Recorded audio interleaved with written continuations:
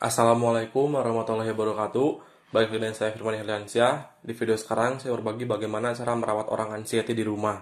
Oke, jadi sebelum ke pembahasan, karena saya takut ada kesalahpahaman di sini, saya mau ingetin lagi bahwa saya bukan dokter, saya bukan orang medis, saya juga bukan tenaga ahli. Saya cuma punya sebatas pengalaman aja tentang anxiety gitu ya. Kalau misalkan kamu simak video saya dari awal 2019 sampai sekarang, itu perjalanan saya melawan anxiety. Sampai sekarang saya alhamdulillah dikasih kesembuhan. Oke, jadi emang pada dasarnya orang anxiety ini kalau misalkan udah nggak bisa dikontrol, terus juga udah mengganggu aktivitas sehari-hari, apalagi sampai merugikan diri gitu ya, sampai ada pikiran yang enggak, itu jangan ragu lagi buat pergi ke psikolog. Ya, karena pengalaman saya waktu itu saya udah nggak kuat banget dengan pikiran saya, jadi akhirnya saya pergi ke psikolog dan psikiater. Dua-duanya saya kunjungin gitu, karena saya udah nggak kuat banget gitu ya. Nah, di sini saya mau sharing gimana sih pengalamannya gitu, terus gimana cara merawat orang anxiety di rumah. Kalau misalkan timbul pertanyaan, emang bisa ya merawat orang anxiety di rumah? Itu jawabannya ada di diri kalian. Kalau misalkan kalian bisa ngontrol diri, ya bisa. Kalau misalkan udah merugikan diri sendiri, itu nggak bisa. Itu harus segera ke psikolog atau psikiater. Itu tergantung kalian gitu ya. Tapi di sini saya nggak nyuruh kalian buat mengambil keputusan, nggak sama sekali.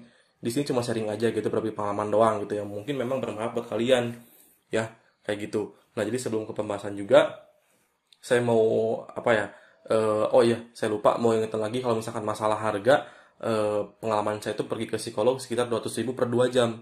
Kalau misalkan ke psikiater itu 350.000 sampai 400.000. Itu gimana tingkat keparahan diri kita, ya kayak gitu. Nah, jadi terserah kalian gitu ya. Intinya saya nggak nyuruh kalian buat mengambil keputusan, nggak sama sekali.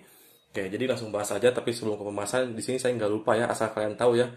Saya selalu berdoa buat kalian yang dengar suara saya ini, semoga lekas sembuh dari perasaan cemas berlebih, terus juga semoga sehat selalu gitu ya, semoga makin hari itu badan kamu makin enak, makin seger gitu ya.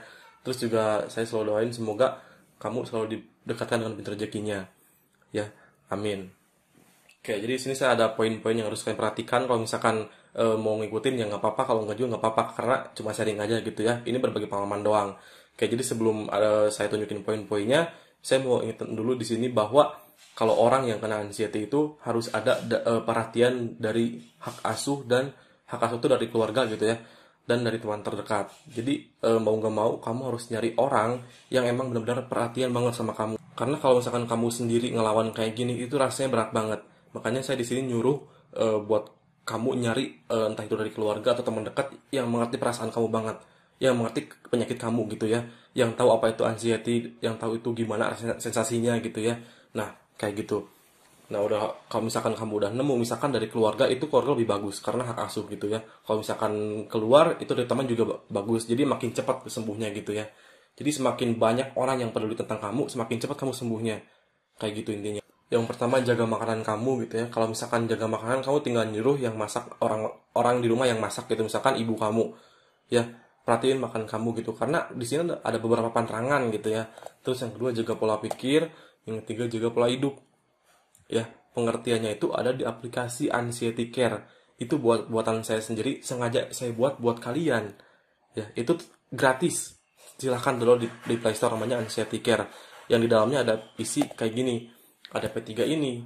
Dari pola makan, pola pikir, juga pola hidup. Kalau misalkan makanan, kamu bisa baca di sini ya. Ada 9 makanan yang sementara, jangan dulu.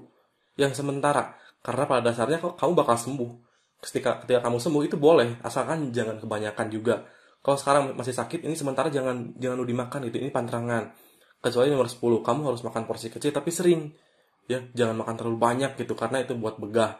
Nah, kamu minta ke orang rumah masakin yang kayak gini. Jangan ada kayak gini gitu, misalkan tempe tahu direbus gitu, sayur-sayuran gitu. Nah, kayak gitu. Ya, karena orang anxiety itu nggak bisa sembarangan makan.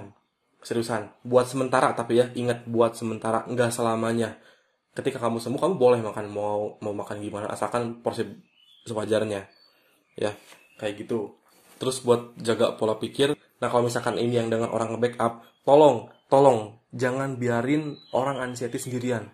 Apalagi kalau misalkan dia pergi ke kamar terus udah sendirian, kamu temenin ya, tolong kamu temenin, karena dia lagi berat banget. Seriusan, itu saya ngerasain ya. Terus juga kamu harus terbuka sama orang kamu percaya. Kalau misalkan kamu kerasa kayak gini, kamu bilang sama orang kamu percaya. Jangan dipendam sendirian gitu ya. Kalau misalkan udah nggak kuat banget, itu jangan ragu lagi buat ke dokter ya. Nah, terus yang terakhir, jaga pola hidup kamu. Ya, kalau misalnya kamu nggak bisa jaga pola hidup sendiri, kamu boleh minta bantuan ke keluarga atau ke teman dekat. Itu tujuannya buat ingetin kamu harus selalu olahraga rutin, tapi jangan sampai kecapean. Syukur-syukur itu bisa nemenin kamu olahraga gitu ya. Karena pada dasarnya, orang sakit anxiety itu nggak bisa sendirian. Ya, dia butuh teman, dia butuh keluarga yang ngerti banget keadaan dia. Jadi nggak bisa sendirian. Kayak gitu. Nah, jadi ini poin-poinnya ada di sini ya, ada di aplikasi ini, semuanya udah jelas di sini. Kamu tinggal download aplikasinya di Play Store, itu gratis. Itu saya sengaja buat kalian, ya, ini gratis. Ya, aplikasinya ada di Play Store. Nah, kayak gini aplikasinya. Ya, cobain deh. Itu ada semua di situ. Oke, jadi videonya gitu aja. Kurang lebihnya saya mohon maaf kalau misalkan eh, penyampaiannya kurang jelas atau kurang poin-poinnya, mohon maaf itu karena saya juga masih belajar. Ya. Oke, assalamualaikum warahmatullahi wabarakatuh.